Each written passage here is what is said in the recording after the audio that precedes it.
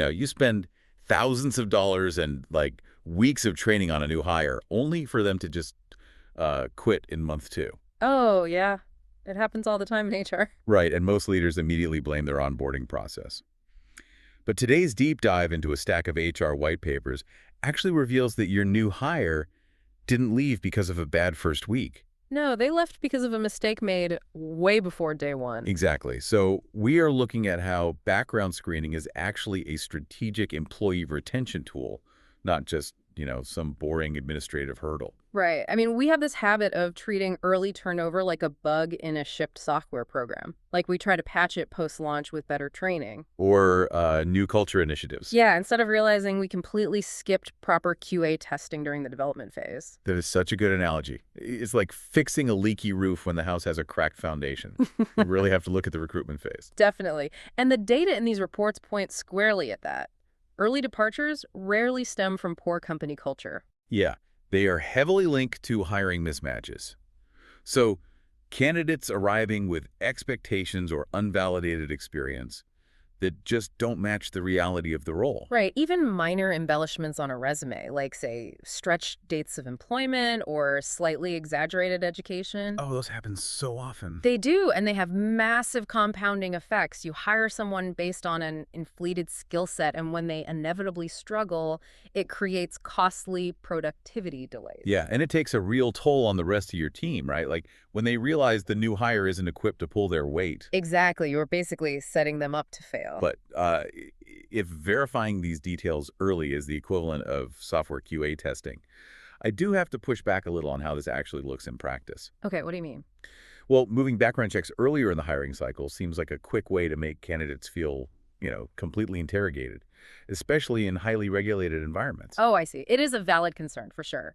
But the psychological mechanism at play is counterintuitive. Wait, really? How so? Well, transparency actually strengthens candidate trust.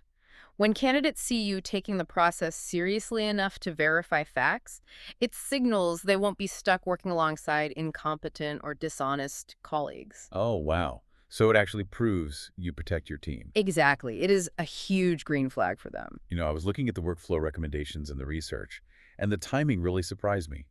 They aren't waiting until the offer letter is signed to run these checks. No, they are running employment and education verification in parallel with the interview stages. Right, which means it doesn't halt the fast-paced hiring cycle.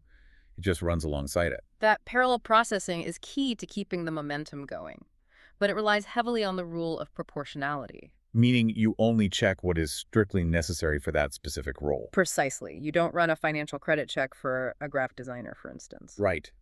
And that rule of relevance isn't just a best practice anymore.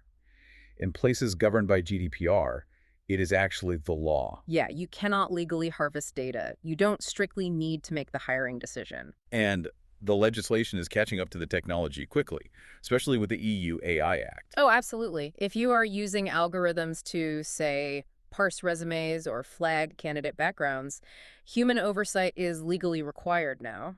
So you can't just let a machine automatically reject someone based on scraped data. Right.